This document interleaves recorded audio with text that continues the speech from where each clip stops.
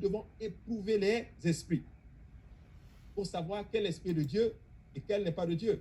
Pourquoi? Parce qu'il y a des mauvais esprits, il y a les esprits de l'erreur, ça existe. Mais simultanément dans le monde, alléluia, ils sont là. Amen. On voit cela dans 1 Jean chapitre 4. La Bible dit ceci, au verset 1. Bien-aimés, n'ajoutez pas foi à tout esprit, mais éprouvez les esprits pour savoir s'ils sont de Dieu. Car plusieurs faux prophètes sont venus dans le monde.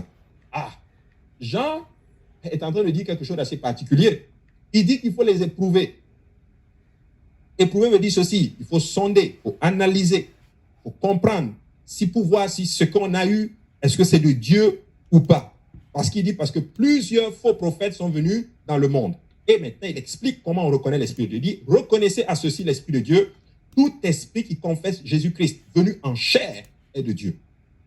Alléluia. Voici pourquoi nous prêchons que Jésus-Christ est Dieu lui-même manifesté dans la chair. Nous sommes de Dieu. Amen. Ce n'est pas de la prétention. C'est la vérité biblique. Vous voyez? Et tout esprit qui ne confesse pas Jésus n'est pas de Dieu, c'est celui de l'Antéchrist, dont vous avez appris la venue et qui maintenant est déjà dans le monde. Vous, petits enfants, vous êtes de Dieu. Vous les avez vaincus parce que celui qui est en vous est plus grand que celui qui est dans le monde.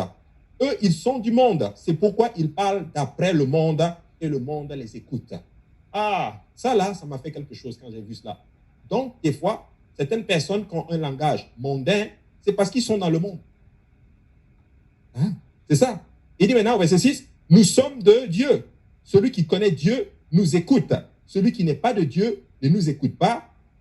C'est par là que nous connaissons l'esprit de la vérité et l'esprit de l'erreur. Regardez bien, verset 6. Nous sommes de Dieu. Celui qui connaît Dieu nous écoute. Celui qui n'est pas de Dieu ne nous écoute pas. C'est par là que nous connaissons l'esprit de la vérité et l'esprit de l'erreur. Ah, donc il faut faire maintenant attention. Quand tu n'écoutes pas, en tout cas, quand tu n'écoutes pas là, il faut faire attention. Là, tu sais maintenant, je ne vais pas aller plus loin. Alléluia. Mais Paul a même écrit qu'il y avait beaucoup de voix dans ce monde-là. On voit dans 1 Corinthiens chapitre 14, verset 10. Ça peut venir de Satan, ça peut venir de nous-mêmes, d'autres personnes, ou même ça peut venir d'autres esprits. Cinquième, une autre chose à savoir concernant la parole de Dieu, c'est que Dieu laisse beaucoup de choses aussi au bon sens. Après tout, il nous a donné le cerveau. Vous savez, dans certains cas, certaines choses sont dans la Bible, c'est vrai. Certaines choses ne sont pas dans la Bible parce que Dieu le laisse comment? Au bon sens. Des fois, il faut juste avoir le bon sens. Certaines choses, Dieu ne va pas te dire que ce n'est pas bon de faire cela, mais tu vas juste savoir que ça ne fait pas de sens de faire cela.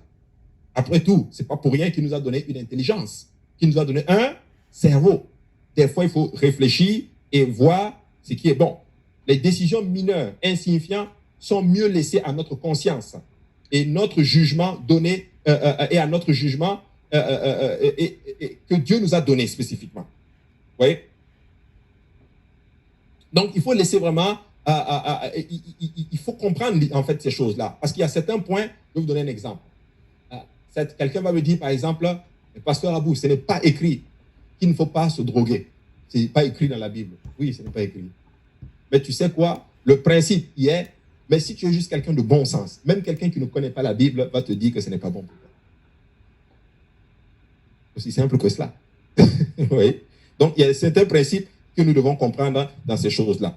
Maintenant, nous allons aller un peu en profondeur et nous allons voir maintenant comment Dieu parle. Comment Dieu parle. Dieu parle premièrement par sa parole.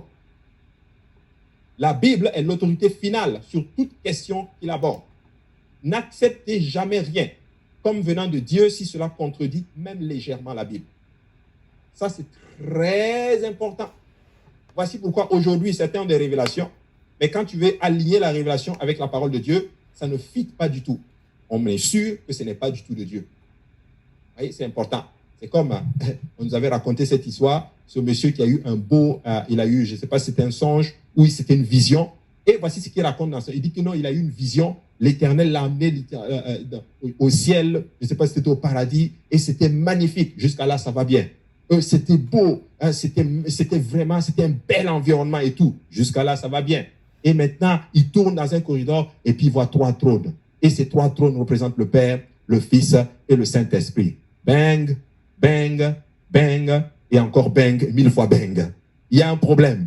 Parce que l'Écriture est claire, qu'il y a un seul trône qui est au ciel, et celui qui est assis dessus, c'est le Dieu Tout-Puissant là, qui s'appelle Jésus-Christ.